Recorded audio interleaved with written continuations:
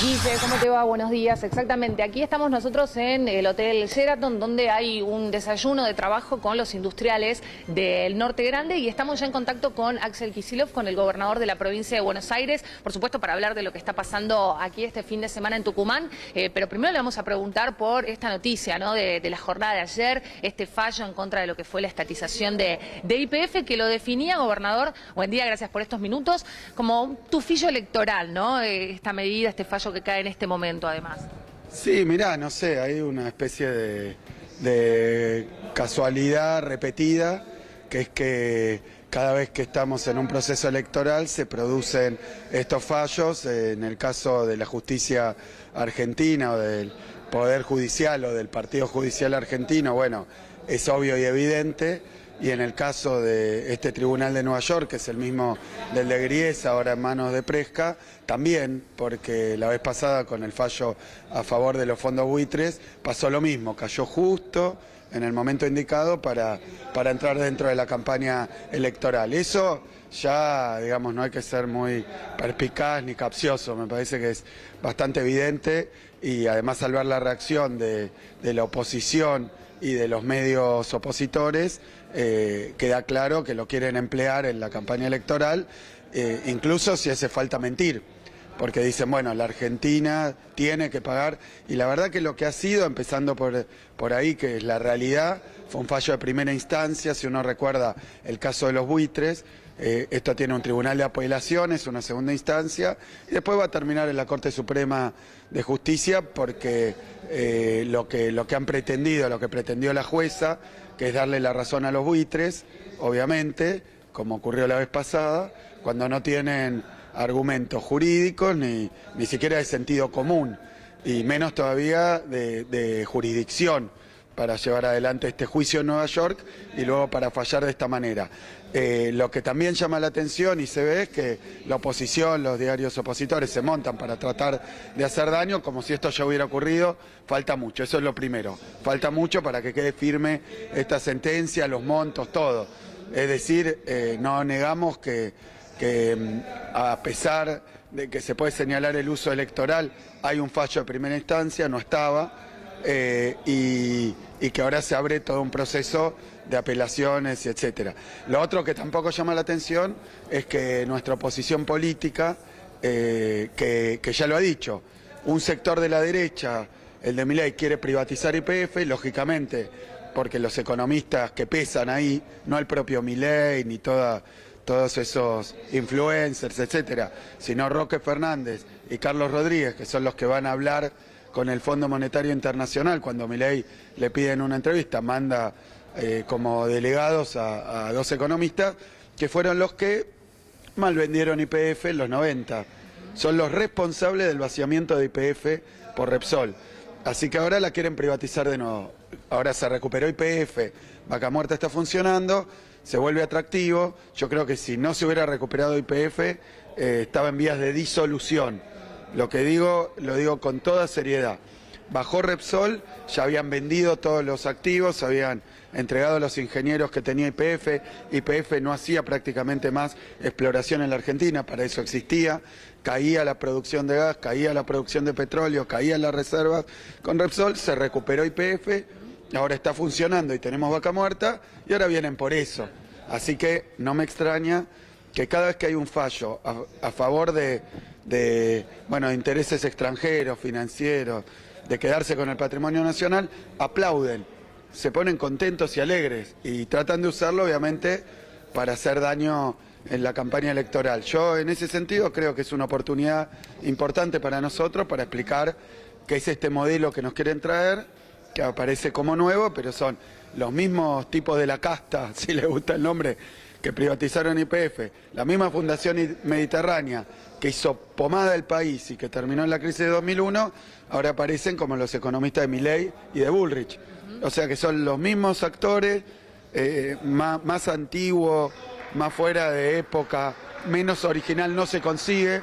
Es el plan privatizador, el plan de achicamiento de la Argentina, sin producción nacional, sin YPF nacional. Bueno, eso es lo que tenemos de nuevo.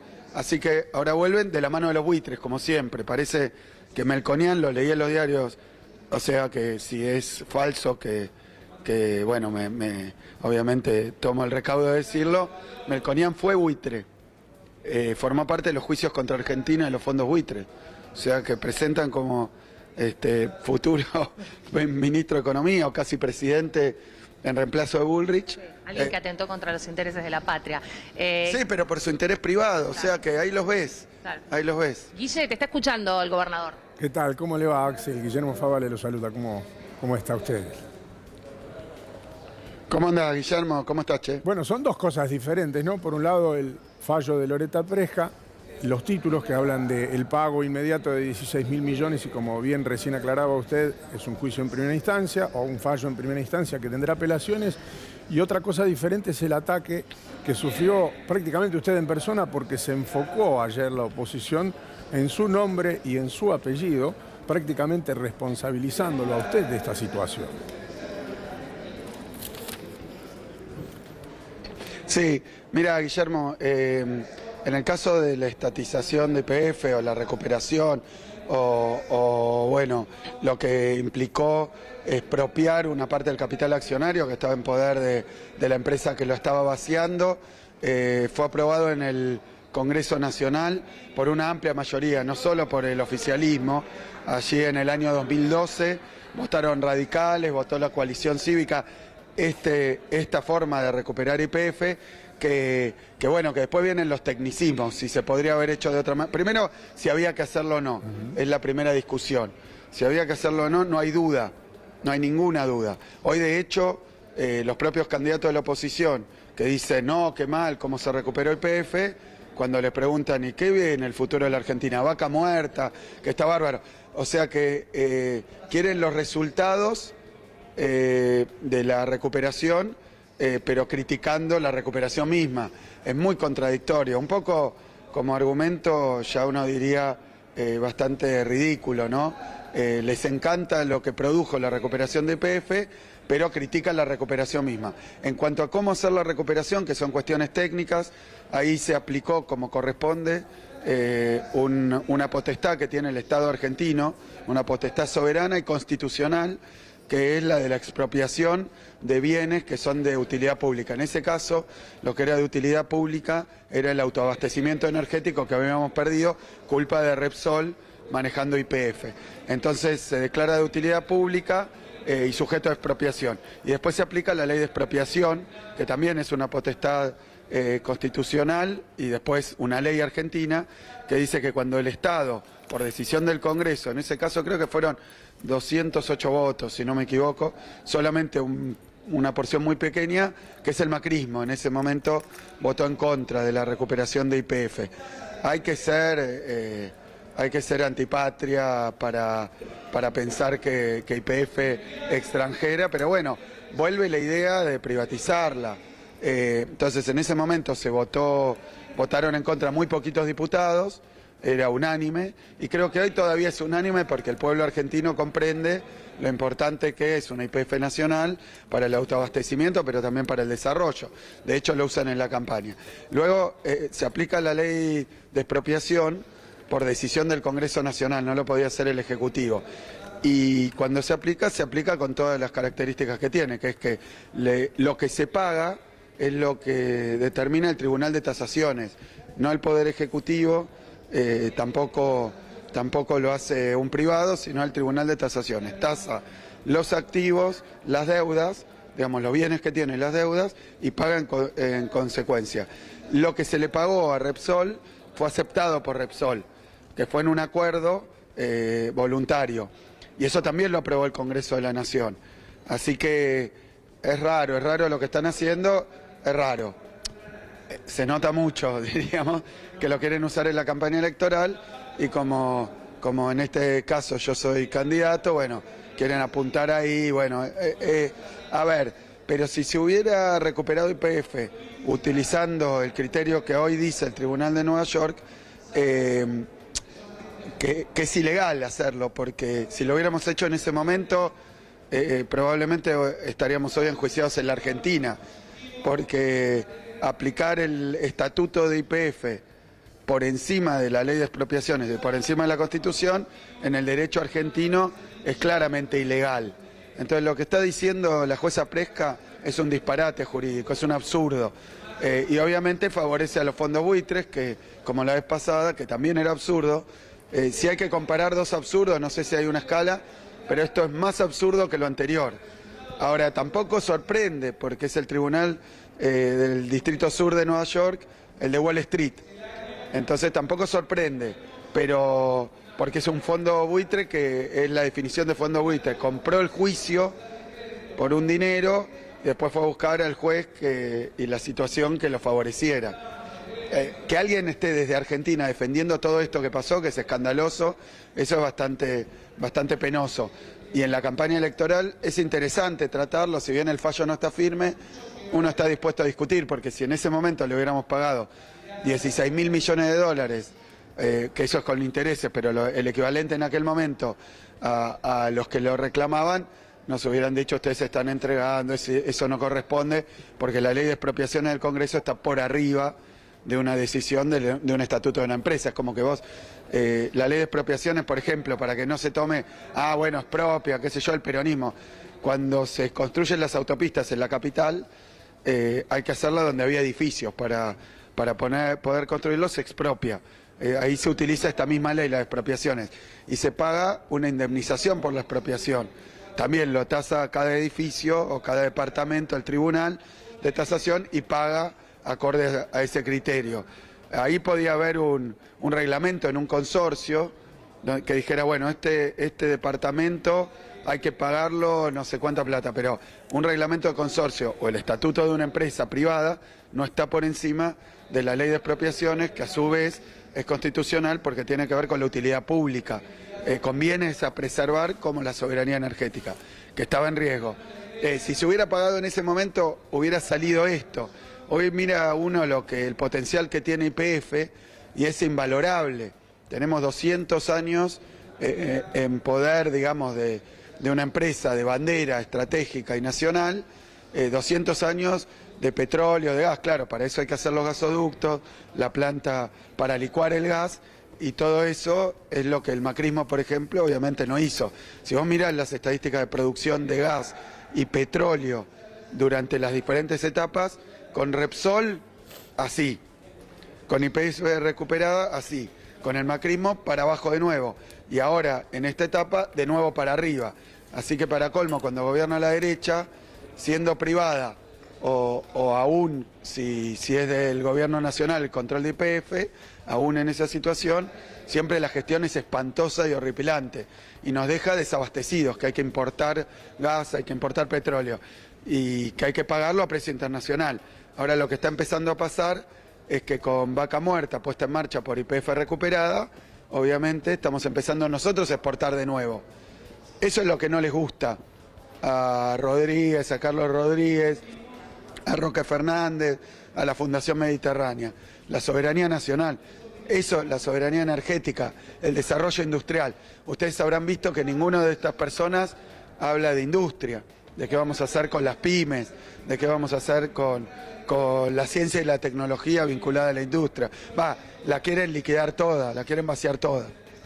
Kicillof, claramente todo es campaña, lamentablemente, a veces sí, a veces no, pero lo bueno es que las cartas están sobre la mesa, en este caso, que allí en Tucumán se está dando un hecho trascendental porque es como que se vigoriza otra vez la campaña del oficialismo, que busca obviamente una cohesión y mostrar una fortaleza frente a una situación que se ha dado pocas veces en los últimos años, donde, como decía al principio con el encabezado, las cartas están sobre la mesa, son dos modelos los que se van a discutir definitivamente y están claras las dos posiciones.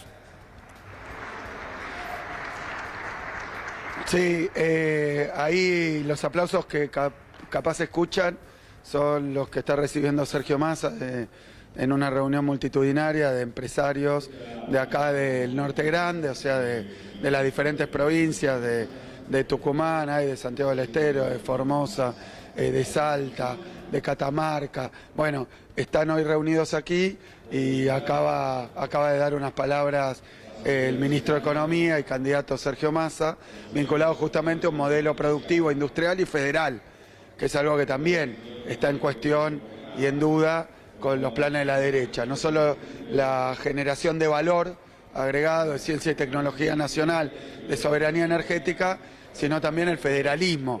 Si las empresas, bueno, si abren las importaciones, como lo hicieron cada vez que gobernaron, cuando fueron gobiernos ahora durante el macrismo, hace poquito, cuando fueron gobiernos en los 90, cuando fueron gobiernos en la dictadura, abrieron las importaciones, se fundió el tejido empresarial argentino, pero sobre todo las industrias que están lejanas de los grandes centros urbanos o de los puertos, de los centros de exportación, también necesitan infraestructura, necesitan obra pública, porque esa infraestructura grande, lo que es ferroviario, los túneles que se están planteando por adentro de la cordillera, ¿no? Cruzando la cordillera para hacer un corredor bioceánico. Todas las grandes obras de infraestructura no lo puede hacer ninguna empresa privada por sí misma. No lo puede hacer un productor de frutillas, un productor de arándanos de Tucumán, aunque después la producción va a salir por ahí. Así que se necesita una concepción del desarrollo que sea no solo con más valor agregado, sino también territorialmente equilibrado y por tanto federal. Así que sí, son dos modelos de país, como decís, Guillermo, y creo que esto de atacar al candidato a gobernador de la provincia, atacar a la fuerza política, en realidad tiene como objetivo aplicar esos modelos. Y después cuando les toca gobernar, destruyen todo, como pasó en los 4 años de Macri. Macri obviamente tiene vínculos con los dos candidatos de la derecha, con Milei y con Bullrich, no se sabe bien a cuál de los dos apoya completamente, así que y gobernó hace poquito. Lo que sí tenemos claro, no se sabe Macri dónde está poniendo su capital político completamente, o si está especulando con alguno de los dos. Así que no se sabe a quién apoya Macri, se sabe que los dos, Bullrich y Milei, tienen en común que lo bancan a Macri y bancan su gobierno. No le quiero quitar mucho tiempo, sé que es valioso, pero me gustaría que me dé una definición sobre Sergio Massa. No, lo hemos visto desenvolverse recién como ministro de Economía, le tocó, bueno, lidiar todo este último tiempo, y bueno, desde que asumió, que hace un año aproximadamente, le tocó lidiar con los vencimientos del Fondo Monetario Internacional. Hoy el principal yugo, el principal yunque, el principal perno, el principal condicionamiento que tiene la economía argentina, tiene un responsable que se llama Mauricio Macri y toda su fuerza política. Ahora parece que son dos, que es el Fondo Monetario Internacional, que no solo le hizo un préstamo desorbitantemente elevado, el más grande de la historia del Fondo Monetario, sino que además los préstamos del fondo vienen acompañados de limitaciones, condicionamientos, imposiciones, extorsiones, ¿no? Y estos días lo vivimos, y Sergio le tocó lidiar con esto, ¿no? No te hago el desembolso porque no cumpliste no sé qué meta, que era incumplible, que se había firmado antes de Sergio, eso era incumplible, y además vino una sequía más incumplible todavía, pero no te hago el desembolso, que justito caía unos días antes de las PASO. Si no nos hacían el desembolso, parecía que íbamos a un default con el Fondo Monetario. Y uno dice, qué tremendista. No, ya lo hicieron en el 89 y lo voltearon a Alfonsín. Y ya lo hicieron en el gobierno de la Rúa, con Cavallo en aquel momento, y como no llegó el desembolso, se armó el gran despelote de la crisis de 2001, Corralito, Corralón, y bueno, crisis profundísima. Y esta vez pasó lo mismo, no querían hacer el desembolso por H o por B. Hace poquito salió un libro que yo recomiendo mucho, se llama Diario de una temporada en el quinto piso, que cuenta los pormenores desde adentro de la discusión con el Fondo Monetario en aquellos días que terminaron con el gobierno de Alfonsín, y la verdad que Sergio lo llevó con muchísima habilidad, con muchísimo empeño. Yo lo he visto porque hablé con él todos esos días, trabajando a destajo y además a veces en horario inverso al argentino, mientras también tiene que desempeñar sus funciones como ministro, y ya había sido designado candidato por Unión por la Patria, así que un laburante incansable. Y cuando todos pensaban, bueno, nos bajó la palanca al fondo, Sergio sacó de la manga, digámoslo, un crédito puente con el Banco Central de China, con Qatar, y no fue la manga, fue un esfuerzo tremendo para evitar que el fondo de nuevo lo hiciera y dejara sin desembolso, y ese desembolso estaba atado a un pago también al propio fondo. Fíjense que el principal problema que tiene hoy financiero de la Argentina se llama Fondo Monetario Internacional, que es una institución que se crea allá en la segunda posguerra para evitar que los países tengan un despelote financiero. O sea que hoy el fondo termina siendo el que genera los problemas que teóricamente tenía que evitar. Y bueno, tampoco sorprende, para que nadie se dé por sorprendido. Al fondo lo trajo Macri. A Macri le prestaron también en un contexto electoral para salvarle el gobierno, le dieron la plata para que habilitara la fuga de capitales, para que salvara a los fondos a los que antes le habían prestado plata, que se puedan ir. Entraron, la pusieron a interés, bicicleta financiera, el interés más alto del mundo, con los préstamos privados más altos del mundo, que fueron en los años 16 y 17, y después para asistir y salvar y habilitar la salida de esos fondos y que se lleven la que habían puesto, más los intereses que le dio Macri, bueno, vino el crédito del fondo. Es ilegal y contra el estatuto del fondo esa forma de utilizar ese préstamo. Pero ahora hay que pagarlo. Y para pagarlo, a un gobierno que vino a resolver estos problemas, le imponen aplicar un ajuste, tarifazo, lo mismo que la misma política que hizo Macri, la misma que quieren hacer Bullrich y Milei. Así que si uno lo pone blanco sobre negro, es muy clarito lo que está pasando con los buitres, con el fondo, y Sergio le toca enfrentar esta situación, consigue los créditos, la CAF, de Qatar, del Banco de China, y entonces se impide que ante el vencimiento no haya respuesta. Así que bueno, un trabajo muy, además con un resultado que para muchos era imposible. Y en el medio de eso, una campaña electoral donde se están disputando dos modelos, y me parece que Sergio está siendo tremendamente claro en explicarlos. Insisto que sé que está ocupado, pero también le cuento que está generando en la audiencia una gran atracción esta entrevista, por eso le voy a hacer la última, le aseguro que es la última pregunta. Sí. Entiendo que lo difícil, por lo menos para el oficialismo, es decirle a la gente que tiene otros problemas todos los días que esta es la mejor solución. Llevar ese discurso a cada casa de familia, ¿no? Sí, mira, yo creo que en términos de campaña, primero hay un trabajo muy fuerte de explicar lo que quiere hacer la derecha, porque ahora han encontrado una especie de nuevo lenguaje para camuflar viejas recetas y fracasadas como si fueran novedades milagrosas. Entonces te dicen, bueno, los problemas educativos, que yo entiendo que existen, que hay que mejorar la calidad de la enseñanza. Nosotros hemos en la provincia de Buenos Aires ya inaugurado 175 escuelas. Hay lugares donde ni siquiera había edificio escolar. Lógicamente, hemos reabierto las escuelas que cerró Vidal, que eran escuelas rurales, que bueno, por su modelo de país son inviables, supongo, y son muy caras. Entonces dejan a los pibes y a los pibas de sectores rurales sin escuela, con lo cual después se quejan cuando vienen a vivir al conurbano bonaerense, si no tienen ni una escuela para educar a los pibes. Entonces hemos hecho una inversión muy grande, hemos ya hecho el mantenimiento, grandes obras en 6.100 escuelas, estamos trabajando mucho, pero falta mucho.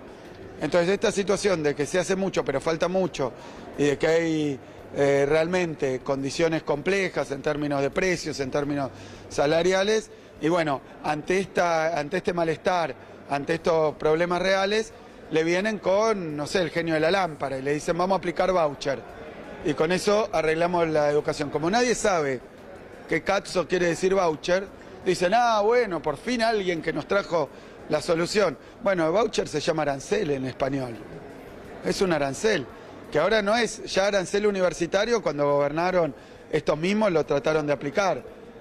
Ahora, ¿qué problema hay? Que si la universidad no es gratuita, hay cientos de miles de pibes y pibas y familias que no pueden mandar a su hijo a la universidad, a su hija a la universidad. Entonces se van quedando afuera. Tenemos un país cada vez más para para una casta, esa casta de los que más plata tienen, de los que más recursos tienen, de los que la verdad que concentran buena parte de la riqueza de la Argentina. Esa casta de la que a veces Milei no habla, ¿no? De los que han gobernado el país muchísimas veces y lo destruyeron, pero ahora son sus financistas, ahora son los que le dan palmadita y los que ahora pronto le van a emprolijar también hasta el peinado. Entonces yo digo que esos nuevos milagros que proponen, hay una misión que tenemos y una obligación que tenemos que explicar de qué se trata para la vida cotidiana, aterrizarlo y traducirlo. Quiere decir que el bondi, como dice Sergio, que hoy sale 52 pesos, pero ellos dicen, no, mucho gasto público, entonces va a salir 700, el tren 1100. Una cuota de una escuela técnica secundaria, 50 lucas, un año en la universidad, 3 millones de pesos. ¿Quién lo va a poder pagar?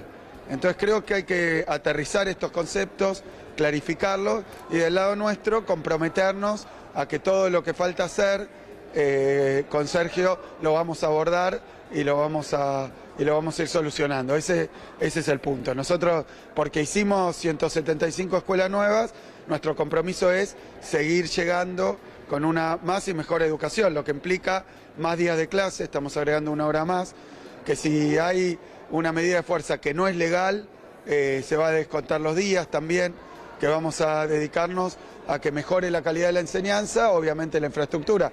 Pensá que cuando la derecha viene y ajusta, después las escuelas explotan porque no se les hace ni siquiera el mantenimiento mínimo para que sea seguro y no peligroso concurrir a la escuela. Entonces esos son los dos modelos.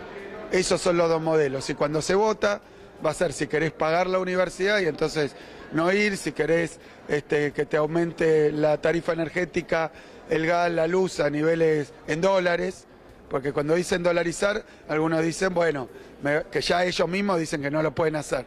Pero supongamos, otra palabrita mágica que entre la propia derecha ya le están diciendo a este hombre, no, mirá, no se puede, no vendas espejitos de colores. Por eso yo no quiero ser despectivo, sino al revés, ser más claro, más profundo, y las discusiones que tenemos que dar partan de diagnósticos, en los que a veces los problemas que señalan son reales, y nada ganamos con negarlos, pero las soluciones mágicas que nos traen son tan crípticas, digamos, difíciles de entender, como de imposible cumplimiento. Entonces antes decían, bueno, llego y dolarizo, después empezaron, no, bueno, va a tardar unos años, ya estaban por los 15 años, 30 años, 40 años. Entonces se dieron cuenta de que se descubrió el engaño. Entonces ahora empiezan de nuevo, no, lo vamos a hacer en 2 días. Y ahí están, empantanados entre ellos, entre los distintos candidatos y sectores de la derecha, viendo, porque después cada uno dice, ¿a mi negocio le conviene o no que se dolarice la economía? Y bueno, el que tiene un montón de dólares en paraísos fiscales no declarados, en negro, dice, buenísimo, pues entonces va a haber un enorme blanqueo, yo lo voy a traer, nadie me va a preguntar qué impuestos no pagué. Bueno, mientras otros dicen, no, pero yo vendo en pesos, ¿a quién le voy a vender? ¿A quién le voy a vender? Si a los trabajadores lo van a dejar sin derecho y sin salario, ¿a quién le voy a vender? Entonces ahí estamos viendo como los diferentes sectores que están representados por estos candidatos, que claramente no son ni el laburante, ni los sectores populares, ni el que le falta, digamos, la calle, que la asfaltemos. Nosotros cuando llegamos había 100.000 calles de tierra en el conurbano bonaerense. Esto no hay que negarlo, es así. Ya llevamos asfaltadas 13.000. Si seguimos este ritmo, porque 2 años son de pandemia, si seguimos este ritmo, en el próximo gobierno, si seguimos este ritmo y no nos toca un gobierno nacional que venga con esta tesis de que hay que ajustar todo, que la obra pública cero. El otro día lo escuchaba decir, si te asfaltan tu calle y tu vereda, hay que ponerle peaje, hay que pagar. O sea, cuando pisás la vereda, hay que poner la sube ya, porque te cobran para pagar que la vereda... Bueno, creo que hay que llevarlo, hay que aterrizarlo, hay que ponerlo en tierra, hay que hacerlo concreto, hay que explicar bien de qué se trata y con mucho respeto y con mucha seriedad, sin chicanas, sin cargadas como hacen ellos, sin insultos, explicar de qué se trataría un país como el que están proponiendo. Y lo primero que hay que decir es que ya lo hicieron varias veces. La novedad no sería aplicar, porque la dolarización es la convertibilidad. Nosotros ya tuvimos la economía dolarizada, porque en la convertibilidad circulaban pesos que eran cambiables en ventanilla por dólares en cualquier banco, o sea, un peso valía $1 y se podía cambiar en ventanilla. Pero no era que entonces el salario era en pesos, equivalente en pesos y ahora en dólares. Pero se podía cambiar en ventanilla y el límite era, la regla era que circulaban tantos pesos como dólares tenían las reservas. Entonces fíjense que es lo mismo, porque se podían todos los pesos que circulaban cambiar por dólares. ¿Qué pasó eso? Fue generando un endeudamiento enorme y las privatizaciones para juntar dólares para sostener esa regla del tipo de cambio de 1 a 1.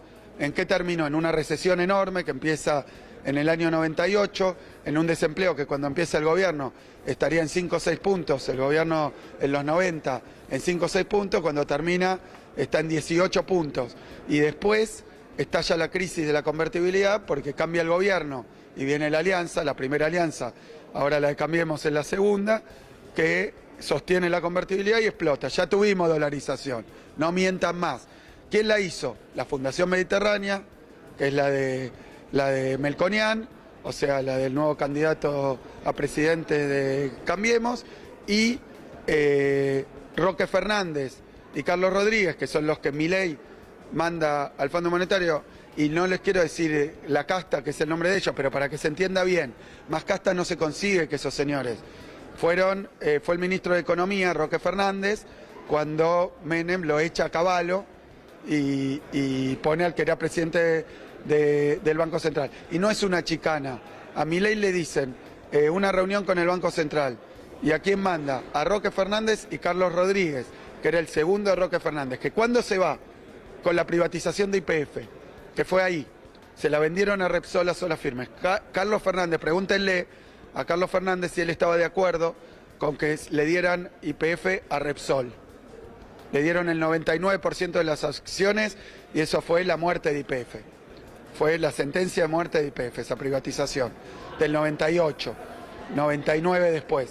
Entonces, y después cae, se hace pelota. ¿Y qué hacen con todo lo que tenía YPF nacional? De todos los argentinos y argentinas, no de un gobierno o de otro. Y bueno, van liquidando los activos, van liquidando las capacidades. YPF tenía grandes laboratorios, lo vaciaron, estaba en la frontera tecnológica, exploraba, dejaron de explorar. Tenían vaca muerta, que ya lo tenían desde ahí, le ponen una latita como un coche viejo y tratan de hacer una inmobiliaria que venda vaca muerta. O sea que para decir claramente la cosa, los vaciadores de YPF, ahora cuando se recupera y vuelve a funcionar, quieren vaciarla de nuevo. Van a valerse de los fondos buitres, van a valerse de cualquier argumento. ¿Cuál es el objetivo? Que pase lo que pasaba al final de la gestión de Repsol. Y yo pido que recuerden y también le pregunten a los vaciadores que son candidatos, les pregunten cuánta nafta había en la Argentina, no alcanzaba. Había colas y colas antes de recuperar YPF. Colas y colas todos los fines de semana porque no había nafta, porque Repsol el negocio que tenía era de desabastecer para subir el precio. Lo digo porque pasó, no es una chicana, no es una teoría, pasó. Cuando se privatizó YPF nos quedamos sin combustible en la Argentina y nos lo querían vender a precio internacional, que ese era su negocio, desabastecernos. Y vaca muerta al mejor postor. O sea que son dos modelos muy distintos. Nosotros defendemos que los hidrocarburos, los recursos, el gas y el petróleo de vaca muerta son de los argentinos y argentinas. Eso es lo que quieren regalar. Los recursos de los argentinos y argentinas, la soberanía energética argentina. ¿Para qué lo queremos? Para desarrollar la industria, para generar valor agregado y para darle más bienestar a las familias de los argentinos y argentinas que mucho lo necesitan. ¿Tenemos problemas? Sí. No se solucionan vendiendo todo a capitales extranjeros, mal vendiendo, como ya lo hicieron estos Roque Fernández, esta Fundación Mediterránea, liquidaron todo, aerolíneas, todo, y terminó en una catástrofe. Así que son cosas que a mí me parecen interesantes, más allá de que el fallo no está en firme y veremos en qué termina. Está buena la agenda, discutamos qué queremos, porque vaca muerta existe desde que Cristina toma la decisión de recuperar YPF y es ahí donde se pone a funcionar vaca muerta. Se opusieron a todo, a la recuperación. Después el primer convenio, porque el día que recuperamos YPF a mí me tocó ser interventor. Desde ese día nunca más faltó la nafta. O sea que la tenían pero la escondían. ¿Para qué? Para subir el precio y cobrarle más en las estaciones de servicio. De nuevo, ahora lo dicen, quieren un modelo de nafta $1 en las estaciones de servicio. O sea, 700 pesos el litro. Vamos a ver cómo funciona esto. Así que yo lo que digo es que es una discusión interesante para hacer. Esperemos que, aunque vemos que el fallo es electoral, que los argumentos que usan son oportunistas, que quieren hacer daño porque están buscando la discusión política en la provincia de Buenos Aires, y en la provincia de Buenos Aires esas políticas se usaron 1000 veces, fracasaron. Es una provincia productiva, producción primaria, producción industrial y después elaboración en nuestra provincia, en la industria alimentaria, también en cada una de las localidades en origen, agregarle valor, generar trabajo en base a la riqueza argentina. Así que bueno, son los modelos que tenemos que discutir. Axel, gracias por este tiempo, abrazo grande. No, gracias a ustedes, un abrazo grande. Paula Marusic cierra con lo que está pasando ahora en Tucumán.